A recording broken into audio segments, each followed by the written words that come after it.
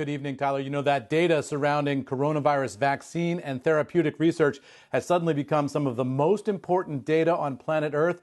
The FBI, federal law enforcement agencies, tell us that that data, like any other valuable data, is out there as a target for thieves, particularly cyber thieves from nation states. There was a report just today of Iranian hackers trying to steal data from an American pharmaceutical company. There's also now concern about the Chinese. The FBI weighing in tonight with a statement to CNBC explaining that they're working directly with some of those pharmaceutical companies. The FBI statement is the FBI continues to work with our partners to share threat information and is actively engaged with pharmaceutical companies, universities, and researchers to help them protect their systems from compromise. Now, Tyler, the Department of Justice and the FBI say their message to pharmaceutical companies is if you see anything unusual in your computer systems, don't assume it's the typical hacking that you've dealt with in years past. This is now a new level of intensity of interest in that data, and so you may be facing a new level of threat. And I should mention, Tyler,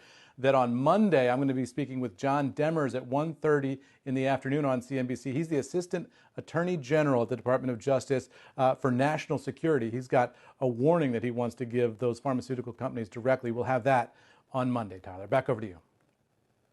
All right, Eamon Javers, thank you very much. And meantime, let's bring in another voice, the former Principal Deputy Director of National Intelligence, Sue Gordon. She is an expert in cyber defense. Ms. Gordon, welcome. Good to have you with us. Do you assume that these incursions at universities, at research labs, at pharmaceutical companies are mostly emanating from state actors?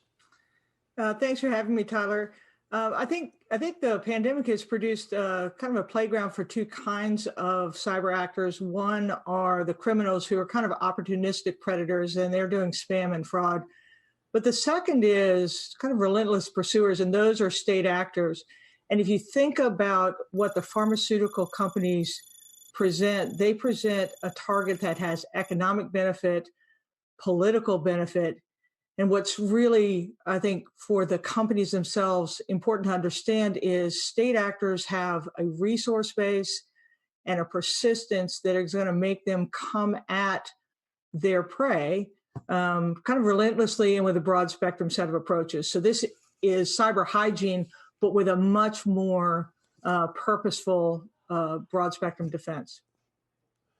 And one would think that these state actors would also have, clearly, some level of national security interest in doing what they're doing. Because if they're able to crack a code or get information and be able to advance a vaccine in their own country first, that could have not only vast economic data value, but important national security value too, couldn't it? Oh, perfectly said. This is a race to the therapeutics and the vaccines that are going to be incredibly valuable in addition to incredibly important. But remember, state actors have populations that are under stress too. And so the political imperative to be able to find a solution by any means is incredibly important. And I think the third thing that's worth mentioning is when a state actor pursues access via cyber, they are also gaining strategic information. So it's not just the therapies and the vaccines and the research, but is the information about the humans, the directions, the policies that can be a foundation for other intelligence approaches later on. Eamon? Eamon Javers? Sue, you were one of America's top intelligence officials. You spent decades at the CIA. You spent decades at the highest ranks of American intelligence. I want to know what you think about the idea of flipping the coin here. If another country were to develop the coronavirus vaccine or therapeutics before a United States entity did that, would U.S. intelligence feel obliged to go out there and try to steal it? Would the NSA be trying to hack Chinese computers if they had the vaccine data over there? What's your answer to that? So I think one of the important things to remember is what distinguishes nation states is not access to the technologies or the interest and imperatives, but are you a nation of laws, and do you obey the rule of law? So I would suspect that in this same situation, if we needed to have access, you would expect us to take an approach of partnership, of diplomatic advance, of scientific advance. There is some pretty bright lines that we draw when it comes to economic intelligence and interrupting civilian pursuits. So I think you would see a different set of approaches if the situation were reversed.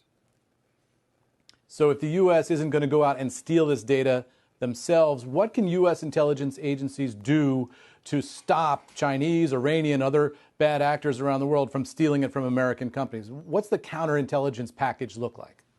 Yeah, so I think it's I mentioned broad spectrum. So you need a pretty clear U.S. government policy with clear policy statements that these sort of behaviors won't be tolerated. What intelligence is going to do is to understand where they're emanating from and to be able to identify those for further action. And I think one of the other things we're going to see is we are going to have to see new approaches to defense and new directions in terms of how we protect information emanating out of this event. You know, Sue, there's been a lot of speculation and some controversy over the idea that this virus either leaked out of inadvertently a Wuhan infectious disease bio laboratory or may have been even created there. Do you think that Western intelligence will ever know?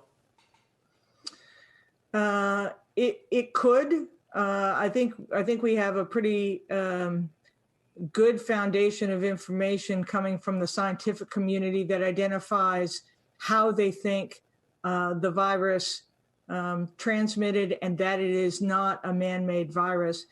I think intelligence has some opportunities and advantages, but I will tell you, you typically don't use intelligence to go find the answer you want. Intelligence is an inductive process where you take what you see and you try and infer a conclusion. So the notion that you're going to turn intelligence loose to find out whether it emanated from there, it could happen, but it isn't really the way it goes about its business. That's a very interesting you were point, out Sue. of the I know intelligence. Eamon wants to get one more in.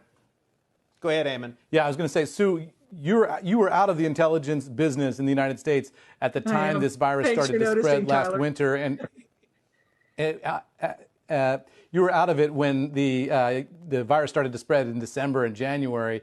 But give us a sense of what U.S. intelligence would have known about the severity of this. There's been a lot of questions raised about whether the WHO did enough to warn the United States government, whether the U.S. intelligence community warned the president enough with enough intensity that this was coming. What would U.S. intelligence have been able to see back in January, February, when this thing was building steam? And what would they have been able to tell the president of the United States? You noted that I wasn't there, so I'm going to give you some general terms of the kinds of things intelligence will do. We have three approaches we can use. We can identify humans who can tell us what's going on. Sometimes we have technical intelligence that allows us to see trends. And then sometimes we use a combination of the two. What was particularly difficult about this is, did you have the sensors in place? Did you have the assets in place to imagine it? We certainly had information. We have tremendous expertise. And you're seeing reports coming that we did know that pandemics were a problem.